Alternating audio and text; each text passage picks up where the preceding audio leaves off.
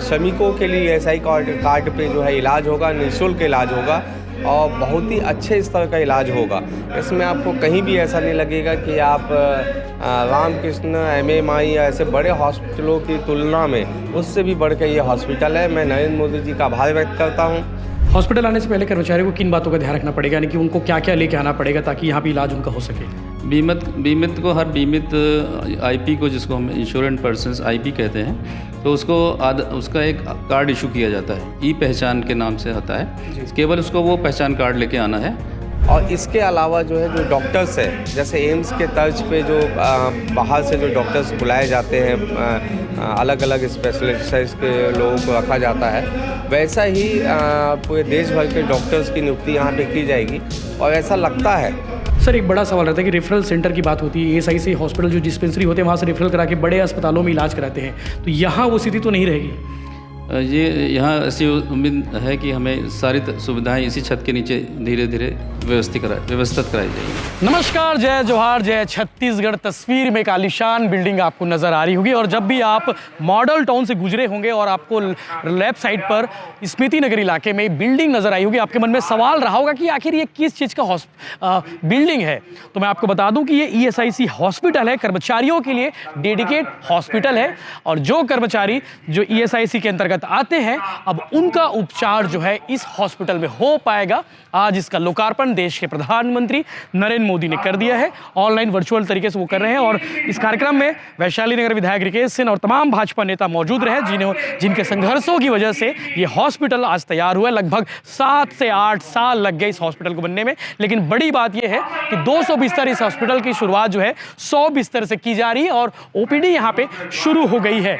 OPD शुरू होने के साथ साथ जो है और जरूरी जो फार्मेसी है, जो दवाइयाँ हैं, वो यहाँ पे आपको मिल जाएंगी। तो हॉस्पिटल का मैं डेटा आपको बता देता हूँ, उसके बाद आप आगे वीडियो में सुनेंगे हॉस्पिटल के संबंध में क्या कुछ जानकारी जो सुपरिटेंडेंट है यहाँ पे डॉक्टर मंसूर वो दे रहे हैं। आपको बता दूं कि टोटल इसकी जो कॉस्ट है वो 103 करोड़ 12 लाख रुपए की लागत से हॉस्पिटल बनकर तैयार हुआ है। 18/4/2019 को जो है इसकी नींव रखी गई थी। इसके अलावा 3.80 एकड़ इलाके में हॉस्पिटल जो है बनकर तैयार हुआ है। रेजिडेंशियल क्वार्टर भी बनाए गए हैं, वो जो है 1.20 एकड़ इलाके में टोटल बनकर तैयार हुआ है। और आपको बिल्डअप जो बिल्डिंग का जो हॉस्पिटल बिल्डिंग है 15,835 स्क्वायर फीट में ये बिल्डिंग है। टोटल बेसमेंट एरिया जो है 2539 स्क्वायर मीटर है। इसके अलावा जो है टाइप 4 जो है क्वार्टर है, सिंगल स्टोरी बिल्डिंग है, मर्चूरी है, तमाम जो चीज़ें फैसिलिटी हैं वो यहाँ पे अवेलेबल है। एक कैंटीन भी है और टाइप 4 स्पेशल जो है जो ग्राउंड फ्लोर के वो 2 हैं। क्वार्टर की बात करें वो 14 है और टोटल क्वार्टर जो है S4 के क्वार्टर हैं वो यहाँ पे 16 क्वार्टर हैं। और बड़ी सौगात है दुर्ग जिले वासियों के लिए, लगभग 3 लाख लोग सीधे इससे प्रभावित होंगे। 1 लाख जो कार्ड होल्डर भिलाई में है, इसके अलावा जिले भर के जो कार्ड होल्डर हैं, उनके परिवार वाले हैं, उनको सीधा इसका लाभ मिलेगा। अब तक ईएसआईसी हॉस्पिटल डिस्पेंसरी को ये माना जाता था कि रेफरल सेंटर है, वहाँ से रेफरल बनवा लो और बड़े हॉस्पिटल में जाकर इलाज करा लो। अब जो है बड़े हॉस्पिटल की जो सुविधा है वो ईएसआईसी खुद, यानी कि श्रम विभाग का जो अस्पताल खुद का अब बनकर तैयार हो गया है। तो आप कर्मचारी हैं, आपका ईएसआईसी कार्ड है, तो आप इस अस्पताल में आकर अपना उपचार करा सकते हैं। डिटेल आगे आप सुनिए क्या कुछ डॉक्टर मंसूर कह रहे हैं इस विषय पर। इस्पात नगरी भिलाई को आज बड़ी सौगात मिली है। देश के प्रधानमंत्री नरेंद्र मोदी ने ईएसआईसी हॉस्पिटल जो मॉडल टाउन में स्थित है, इस हॉस्पिटल का जो है आज लोकार्पण हो गया, यानी कि कर्मचारियों को और उनके परिवारों को बड़ी सौगात मिली है। अब उन्हें बड़े हॉस्पिटल चक्कर काटने की जरूरत नहीं पड़ेगी, क्योंकि ईएसआईसी का खुद का अपना हॉस्पिटल हो गया और बड़ा मल्टी स्पेशलिस्ट हॉस्पिटल है। हमारे साथ मेडिकल जो सुपरिटेंडेंट है वो हमारे साथ मौजूद है। सर, गुड नेम आपका? मेरा नाम डॉक्टर M.N. मंसूर है जी, और मैं यहाँ चिकित्सा अधीक्षक प्रभारी के पद पर कार्यरत हूँ जी। सर, बड़ी सौगात है भिलाई वालों को, आज ये हॉस्पिटल मिल गया है, क्या क्या फैसिलिटीज़ हॉस्पिटल में उन्हें मिलेगी? जी, इसी माह 9 फरवरी से यहाँ पर ओपीडी की सुविधाएं शुरू की गई हैं और फार्मेसी की सुविधाएं शुरू की गई हैं। और कल 23 फरवरी से हमने यहाँ पे 24 घंटे आपातकालीन सेवाएं भी शुरू की हैं। ओपीडी यानी कि सर्दी खांसी बुखार जो नॉर्मल चेकअप वगैरह होते हैं वो करा सकते हैं यहाँ पे? जी जी जी, बिल्कुल। बाकी सर आईसीयू वगैरह भी? आईसीयू के लिए भी थोड़ा समय है, क्योंकि हमारे पास आईसीयू के विशेषज्ञ और दूसरे डॉक्टर्स के आने की संभावना है। तो जैसे जैसे हमारे पास और डॉक्टर्स वगैरह ज्वाइन करेंगे तो हमारे यहाँ पर बाकी सुविधाएं भी जल्दी शुरू करेंगे जी। हॉस्पिटल आने से पहले कर्मचारियों को किन बातों का ध्यान रखना पड़ेगा, यानी कि उनको क्या क्या लेके आना पड़ेगा ताकि यहाँ पर इलाज उनका हो सके? बीमित को हर बीमित आईपी को, जिसको हम इंश्योरेंस पर्सन्स आईपी कहते हैं, तो उसका एक कार्ड इशू किया जाता है, ई पहचान के नाम से होता है। केवल उसको वो पहचान कार्ड लेके आना है, वो सारा कंप्यूटराइज सिस्टम से उसका रजिस्ट्रेशन करके सारे इलाज मुफ्त किया जाएगा उसका। सर दुर्ग जिले में कितने कार्ड होल्डर यानी कि ESI से पंजीकृत? भलाई क्षेत्र में हमारे 1 लाख के लगभग बीमित हैं, और उनके अगर आश्रित को भी देखें तो करीब 4 लाख के आसपास की संख्या है जो कि यहाँ से लाभ उठा सकते हैं। टोटल 5 लाख लोगों को इसका सीधा फायदा मिलेगा? 4 लाख के लगभग लोगों को इसका फायदा मिलेगा। जी जी। सर एक बड़ा सवाल रहता है कि रेफरल सेंटर की बात होती है, ESI से हॉस्पिटल जो डिस्पेंसरी होते हैं वहाँ से रेफरल करा के बड़े अस्पतालों में इलाज कराते हैं, तो यहाँ वो स्थिति तो नहीं रहेगी? ये यहाँ ऐसी उम्मीद है कि हमें सारी सुविधाएं इसी छत के नीचे धीरे धीरे व्यवस्थित कराई जाएंगी। अभी टोटल स्टाफ कितने सर हॉस्पिटल में? अभी हमारे पास 9 डॉक्टर्स आ गए हैं और बाकी नर्सेज पैरामेडिकल स्टाफ यहाँ पर अवेलेबल हैं जो कि OPD और इमरजेंसी सेवाओं के लिए ठीक हैं। इस कैंपस में क्या क्या कुछ है, मतलब हॉस्पिटल हो गया, बाकी रेजिडेंस वगैरह है कि नहीं, बाकी चीज़ें? यहाँ पे स्टाफ के लिए रेजिडेंस की भी सुविधा है, तो जैसे जैसे स्टाफ हमारा जाएगा तो ज़्यादातर रेजिडेंशियल स्टाफ ही यहाँ पर रहेगा ताकि यहाँ की सेवाओं को सुचारू रूप से चला सके। बिल्कुल। तो डॉक्टर साहब थे जिन्होंने पूरी जानकारी दी हॉस्पिटल के संबंध में। डिटेल स्टोरी हम बाद में करेंगे, हॉस्पिटल में क्या क्या है और हॉस्पिटल कैसा दिखता है पूरा एक्सप्लोर हम बाद में कराएंगे। जरूरी जानकारी थी, आपके काम की चीज़ है, ESI से संबंधित। अगर आपके पास ESI कार्ड है तो आप इस अस्पताल में आकर इलाज करा सकते हैं। देखिए, बहुत बड़ी सौगात देश के प्रधानमंत्री नरेंद्र मोदी जी ने दी है।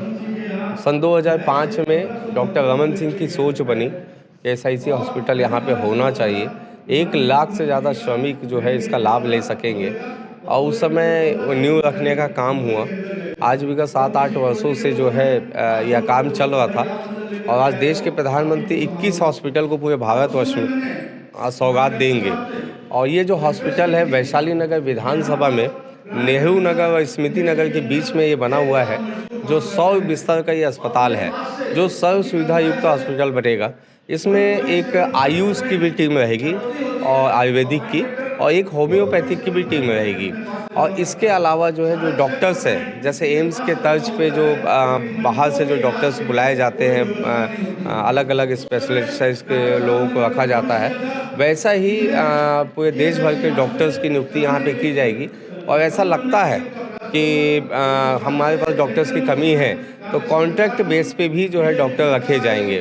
तो इसको पूरा तरीके से तैयार कर लिया जाए। इक्विपमेंट जो है जैन से खरीदी की जा रही है, बहुत जल्दी सारे इक्विपमेंट्स आ जाएंगे। अभी हमने OPD जो है OPD की शुरुआत कर दी है, डॉक्टर्स OPD में बैठ रहे हैं।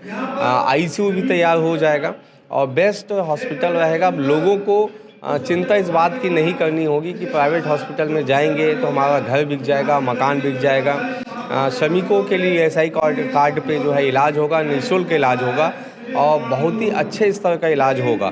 इसमें आपको कहीं भी ऐसा नहीं लगेगा कि आप रामकृष्ण MMI या ऐसे बड़े हॉस्पिटलों की तुलना में उससे भी बढ़ के ये हॉस्पिटल है। मैं नरेंद्र मोदी जी का आभार व्यक्त करता हूँ, डॉक्टर रमन सिंह जी का विशेष रूप से करता हूं, क्योंकि डॉक्टर रमन सिंह जी ने नींव रखी थी। विष्णुदेव साई जी के कार्यकाल में इसका उद्घाटन हुआ है, मैं उनको भी बहुत बहुत साधुवाद देता हूं। तो निश्चित रूप से मुझे ऐसा लगता है कि इस 1 लाख से ज़्यादा श्रमिकों के हितों में बनाया गया हॉस्पिटल बहुत सफल होगा। और क्या क्या सौगातें मिलने वाली आने वाली? सौगातें इसमें जो है हमारा प्रयास है कि केंद्रीय मंत्री भूपेंद्र यादव जी को लेके आएँ, और जैसे शिशु के लिए जो चाइल्ड ICU जो है वो भी उसके लिए मांग करेंगे कि वो भी हो। वैसे तो किया जा रहा है, लेकिन उसके लिए स्पेशल किया जाए, क्योंकि हमारे यहाँ दुर्ग हॉस्पिटल में जो छोटे बच्चों के लिए जो ICU है वो बड़ा कारगर साबित हुआ है। तो मुझे ऐसा लगता है कि सभी स्तर के लिए और भी नया क्या सर्व सुविधा युक्त बनाया जा सके। एम्बुलेंस हो, वेंटिलेटर एम्बुलेंस हो, उसकी व्यवस्था की जाएगी। हॉस्पिटल क्या एम्बुलेंस हर एक इंडस्ट्रियल एरिया पे खड़ा रहे, श्रमिक बेल्ट पे खड़ा रहे, उसकी तैयारी की जाएगी। ESI हॉस्पिटल में के माध्यम से जो एम्बुलेंस पे डॉक्टर और नर्स लोग की सुविधा बने, ताकि मरीजों को लाते वक्त उनकी जान न जा सके। ऐसी बहुत सारी योजनाओं पे काम करने का अवसर मिलेगा, और बहुत सफल आप देखिएगा कि इस जो हॉस्पिटल का आप इंफ्रास्ट्रक्चर देख रहे हैं, आपको लग रहा है कि आप कोई बड़े आलीशान होटल में हैं। तो वैसा ये 200 करोड़ की लागत से बना ये हॉस्पिटल है, जो सर्व सुविधा युक्त है। डॉक्टरों को भी बाहर रहने की आवश्यकता नहीं है, रेसिडेंशियल एरिया जो है यहाँ पे बना दिया गया है, इसी कैंपस में ही डॉक्टर रहेंगे। तो ऐसा हमने सारा प्लान किया हुआ है। अगर श्रमिकों की आवाज़ किसी ने उठाई है इस भिलाई में, इस प्रदेश में, तो वो हमारे भारतीय जनता पार्टी के वरिष्ठ नेता परम आदरणीय प्रभुनाथ मिश्रा जी हैं, वो भी मंच पर उपस्थित है। हमारे बीच में पूर्व जिलाध्यक्ष और प्रदेश कार्य समिति के सदस्य ब्रिजेश बिस्फोरिया जी मंच पर उपस्थित है। इस वार्ड के पार्षद मुकेश अग्रवाल जी मंच पर उपस्थित है और आप सभी भिलाई के रहने वाले सभी आप सबको मैं प्रणाम करता हूं और वे मीडिया के साथियों आपको भी बड़ा नमस्कार करता हूं। बहुत ही सौभाग्य का विषय है, इस पल का इंतज़ार सबको था। विगत 7 वर्षों से ESI हॉस्पिटल का निर्माण की नींव रखी गई थी और लगातार इस पर काम चल भी रहा था, लेकिन विगत जब कोविड का समय आया तो वो 3 साल थोड़ा सा काम स्लो हो गया, लेकिन समय भी पूरा हुआ।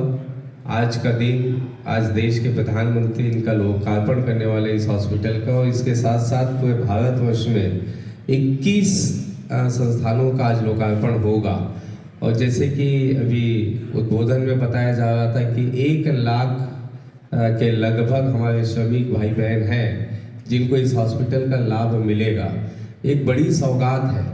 मेडिकल लाइन जब भी कोई सरकार आती है तो कोई भी सरकार अपने मैनिफेस्टो में इस बात का जरूर उल्लेख करती है कि शिक्षा और स्वास्थ्य के प्रति उनका जोर रहेगा और स्वास्थ्य के लिए कुछ नया होगा, हमेशा ये रहता है। और उसको, क्योंकि स्वास्थ्य का भी आजकल जिस प्रकार से व्यवसायीकरण हो रहा है वो एक चिंता का विषय है। कोई जाता है हॉस्पिटल, अगर छोटा सा भी कोई बीमारी होता है तो ये सोच के हॉस्पिटल की ओर नहीं बढ़ता है कि हो सकता है जाते ही मुझे 10,000 रुपये काउंटर पे जमा करना पड़े, 20,000 रुपये करना पड़े, हो सकता है मेरा मकान बिक जाए, दुकान बिक जाए। उस चिंता में वो मेडिकल से दवाई लेता है, वो खा लेता है और उसके बाद वो सोचता है कि मैं इसी में संतुष्ट हूँ, इसी में मेरे लिए ठीक है। तो बहुत लोग आज हॉस्पिटल के व्यवसायीकरण की वजह से हॉस्पिटल की ओर रुख नहीं करते हैं, लेकिन देश के प्रधानमंत्री को मैं इस वैशाली नगर विधानसभा की जनता की ओर से बधाई दूंगा, साधुवाद दूंगा कि आपने ESI हॉस्पिटल यहाँ पे आपने खोला। अब श्रमिकों का जो इलाज है मुफ्त हो पाएगा, ये सबसे बड़ी बात हम सब के लिए है। और जिस प्रकार से इस हॉस्पिटल में 100 बिस्तर हॉस्पिटल ही रहेगा, जिसमें किसी भी प्रकार की कोई कमी नहीं रहेगी। अभी तत्कालीन इसमें OPD प्रारंभ किया गया है। जैसे मुझे जानकारी मिली है कि OPD अभी जो है कुछ डॉक्टर्स हैं जो अलग अलग जगह से, अलग अलग स्टेट से आए हुए हैं, वो अभी OPD उन्होंने प्रारंभ किया है। बहुत जल्दी ICU और सारी चीज़ें जो हैं सिस्टम से सब खुल जाएगी। महीने 2 महीने के अंदर पूरा हॉस्पिटल तैयार हो जाएगा। जिस प्रकार से हम लोग देखते हैं बड़े बड़े हॉस्पिटल, चाहे वो रामकृष्ण हॉस्पिटल हो, MMI हो, गुड़गांव में हम हॉस्पिटल देखते हैं, उसी के तर्ज पे पूरी सर्व सुविधा युक्त ये हॉस्पिटल है। और निश्चित रूप से आज के दिन, अभी थोड़ी देर बाद हम सबको नरेंद्र मोदी जी को सुनना है